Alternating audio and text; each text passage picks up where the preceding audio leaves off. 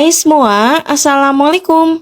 Kali ini aku akan berbagi resep ide jualan jajanan 2000-an lagi dan ini bisa kita jual di kantin sekolah ataupun bisa kita titip di warung-warung. Modalnya sangat ekonomis, satu resep jadinya banyak. Insya Allah anak-anak bakalan suka. Kalau mau tahu gimana cara buatnya, yuk simak videonya sampai habis.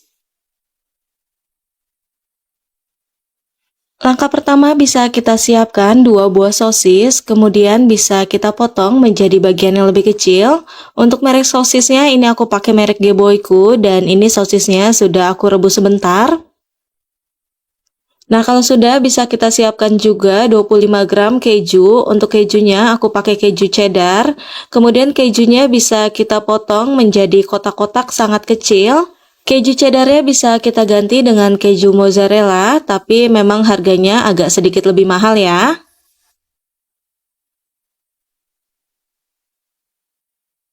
Kalau kejunya sudah mulai terpotong semuanya, kejunya bisa kita sisihkan terlebih dahulu.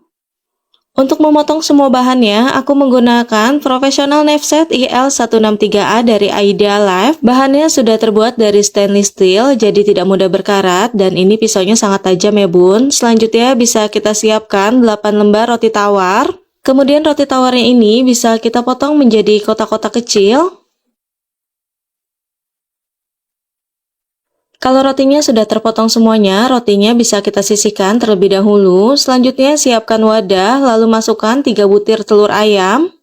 Selanjutnya bisa kita tambahkan 300 ml air biasa, tidak panas ataupun tidak dingin. Kemudian tambahkan setengah sendok teh garam, lalu bisa kita aduk sampai semua bahannya tercampur merata.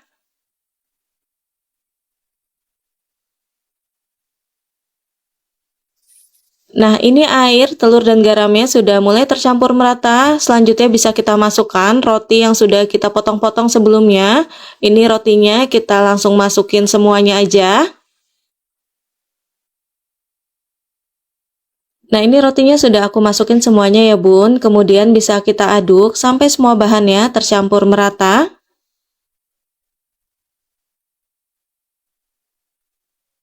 Kalau semua bahannya sudah mulai tercampur merata, nanti tekstur roti tawarnya jadi agak lembek seperti ini dan adonan roti tawarnya siap kita cetak. Selanjutnya bisa kita siapkan loyang martabak mini. Ini aku pakai ukuran yang 7 lubang, kemudian bisa kita olesi tebal dengan margarin. Ini kita olesin margarinnya sebelum kita nyalakan api kompornya ya bun. Nah, kalau loyangnya sudah selesai diolesi, bisa kita pindahkan di atas kompor dan kompornya bisa kita nyalakan ya. Kemudian bisa kita masukkan adonan roti tawarnya. Memasukkannya juga jangan terlalu penuh, cukup sampai 3/4 bagian aja. Nah, ini semua lubangnya sudah terisi dengan adonan roti tawar. Kemudian bisa kita tambahkan 1 sendok teh saus tomat. Lalu saus tomatnya ini bisa kita ratakan ke semua permukaan adonan roti tawarnya.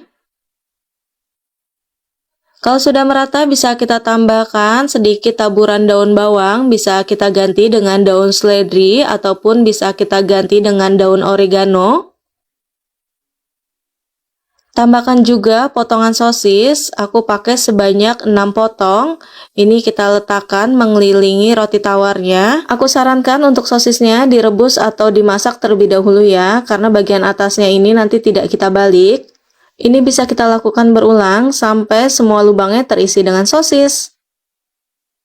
Untuk topping yang terakhir bisa kita tambahkan potongan keju. Ini potongan kejunya bisa kita tambahkan agak banyak karena hasil potongan keju yang tadi juga hasilnya agak banyak. Kalau menggunakan keju mozzarella nanti hasilnya bakal lebih enak ya bun. Kejunya bakalan meleleh dan mulur. Tapi di sini aku menggunakan keju cheddar karena harganya lebih ekonomis, jadi bisa kita jual dengan harga ekonomis juga. Nah, kalau sudah ditaburi semuanya, pizza mininya bisa kita masak selama kurang lebih 15 menitan. Untuk memasaknya bisa kita gunakan api kecil. Setelah dimasak selama kurang lebih 15 menitan, kira-kira hasilnya seperti ini. Pizza mininya siap kita kemas ya bun.